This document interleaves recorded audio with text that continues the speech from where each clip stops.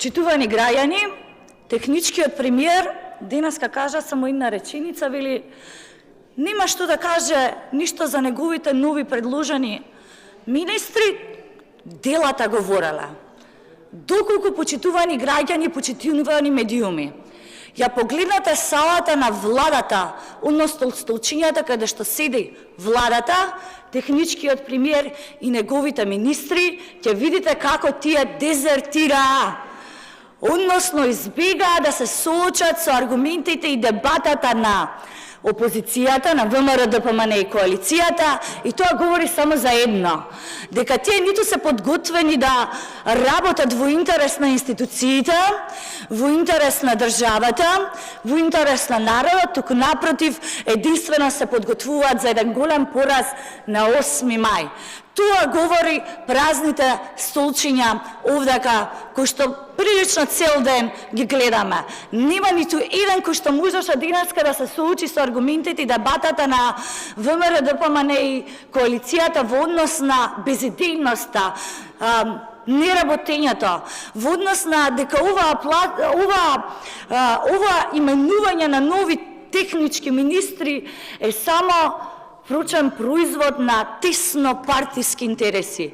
И како што мојот колега Ковачки знае да каже, од друга страна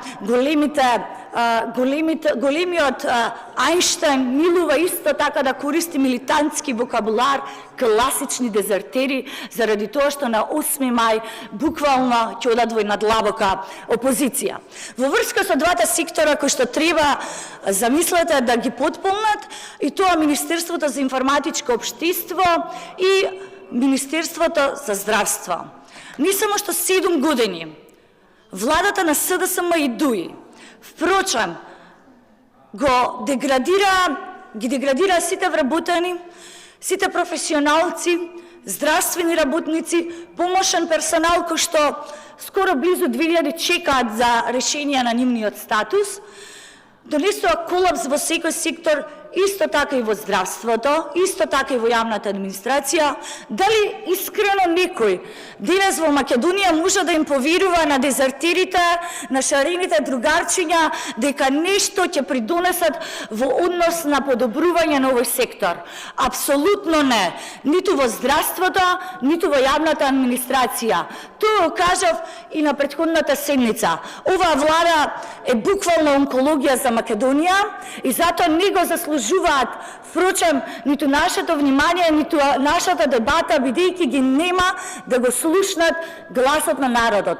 Сепак ние пратениците сме тука кои што го представуваат народот, бидејќи често се среќаваме со нив и верувајте, тоа што имаат да ви го кажат, дополнително ќе се потврди на 8 мај. Јас само ќе кажам, не било полошо и не може да биде полошо од ова. Одговорност сигурно ќе има од страна на многу по-независни институции, а оваа влада ќе оди во еден длабок пораз, ќе остане на најтемните страни на историјата и дефинитивно ќе огрее ново сонце на слободата.